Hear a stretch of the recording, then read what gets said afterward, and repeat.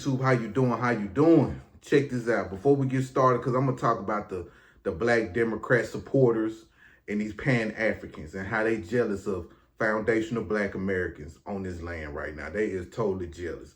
But before we get started, hit that like and subscribe button for your boy. And please follow me on Instagram, follow me on Facebook, and please follow me on TikTok. A lot of my content, I do be on TikTok a lot, so please follow me on TikTok also.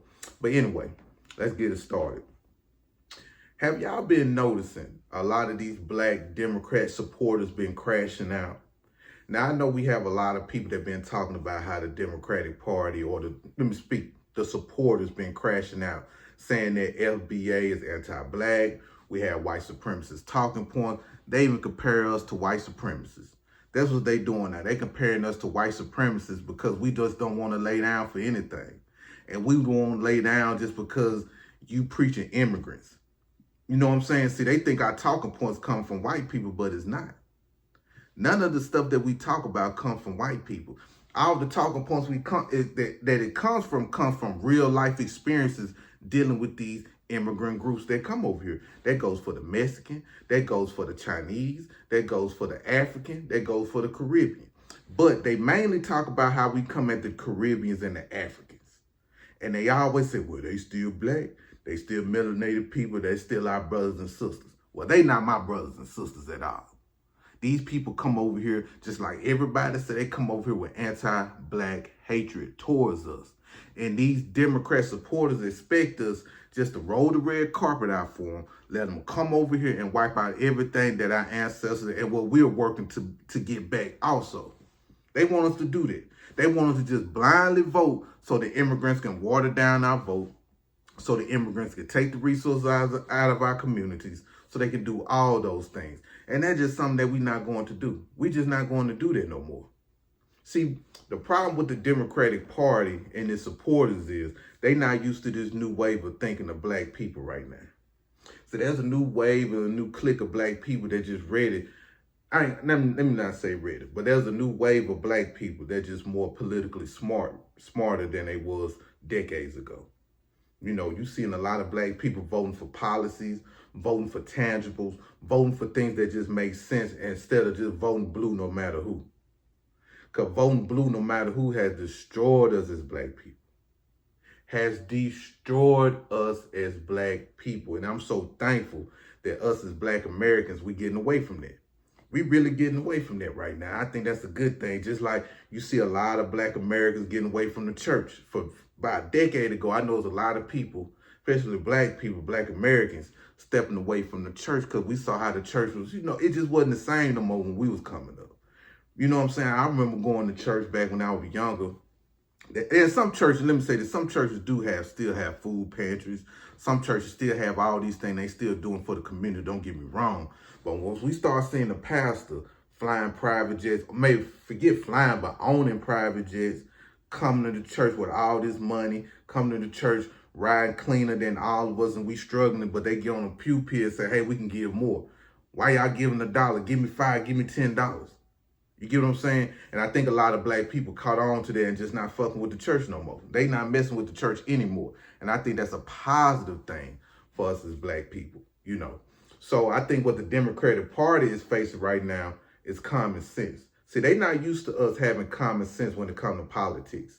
You get what I'm saying? Like when we say, well, we don't want to vote for Kamala Harris. Why you don't want to vote for a black woman? You can't use that gender against us no more because Kamala got on live TV and said, I'm not doing anything for black people. That's what she said. That's what she told us. So why you expect us to vote for someone that said they not going to do nothing specifically for black folks? Why? Why we going to do that? Then we saw how Biden flooded all these immigrants to black neighborhoods. We see what Chicago went through dealing with all these immigrants. You see it. And that's the wild part about it. Now we got these Pan-Africans, right? And I'm noticing them on TikTok also. A lot of these Pan-Africans are upset with FBA, indigenous people, freedmen people, slave descendants, the emancipated people, the descendants of emancipated people, the Gullah Geechees, anyone that's from this land that does not have an immigrant background, they upset with us, right? These Pan-Africans so upset that we not messing with the Africans no more. We not messing with the Caribbeans no more. You know why? Because they still, and I don't know, maybe somebody can help me with this, but a lot of these Pan-Africans got to have some type of financial backing. Some of these Pan-Africans got to have something going on to the point where they still push for these Africans and Caribbeans to come over here and expect us as Black Americans just to bow down to these people. These people come over here with jealousy, number one. Number two, these people come over here with hatred towards us.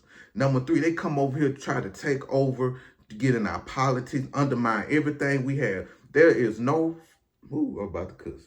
There is no reason why we should have a Black immigrant in our reparations hearings or voting against or voting for reparations, but they vote against us when it comes to reparations. Why are they on the committee? Why are they on the committee? But Pan-Africans say we're being xenophobic. How are we being xenophobic? These people when you walk past an African in America somewhere, let's say you're going to the mall and you walk past the African, right? And when you walk past the African, you speak to that African. You know that African will look at you like you crazy. They act like they don't even want to speak to you. Even when you in public, they act like you're not even there. And these Pan-Africans want us to bow down to that. I heard Professor James Small say, well, when Africans and Caribbeans come to America, they don't come for money. They just come for the money grab. And I'm looking like, okay, if they come for the money grab, why should we help them out? If they only come here for money and not be in solidarity with us, why should we be with them for? Why should we be around them for? Why should we support what they got going on? Why? Then you got people saying, well, you know, they always bring up Tariq Nasheed all the time. Well, Tariq Nasheed is your leader. Y'all listen to Tariq Nasheed. No, Tariq Nasheed just coined the phrase foundational Black American. And it makes sense. And each one of us got our own ideology when we speak. Everybody don't think like Tariq. Tariq just coined the phrase, made it make sense, and we running with it.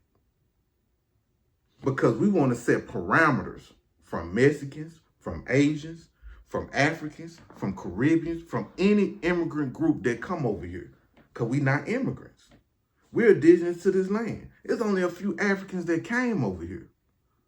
So I'm one of those people. I don't believe life started in Africa. I'm just one of those people. But you do have some FBAs that believe life started in Africa. And I can't knock that, but I don't believe that. Even when I do my genealogy, I don't see no Africans in my genealogy. I don't. But these Pan-Africans think because they think all skin folk is kinfolk, and it's not.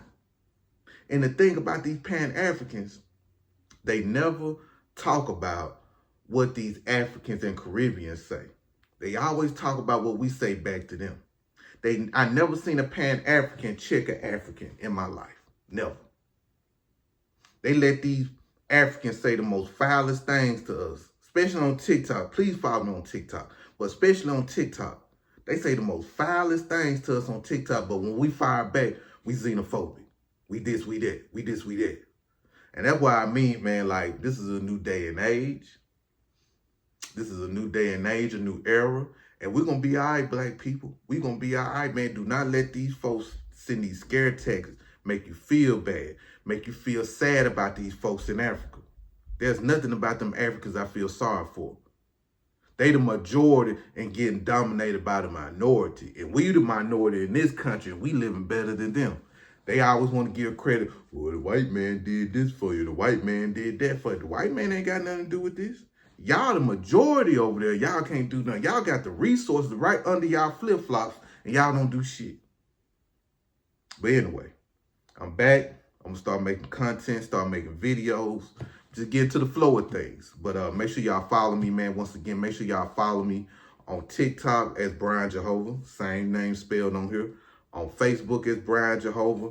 And on Instagram as Brian Jehovah. I'm going to put everything on the side right here. I hope y'all enjoy your day. Y'all have a wonderful week. And I'm going to be cranking out video once a day on here, man. And we're going to make it happen. Y'all be safe.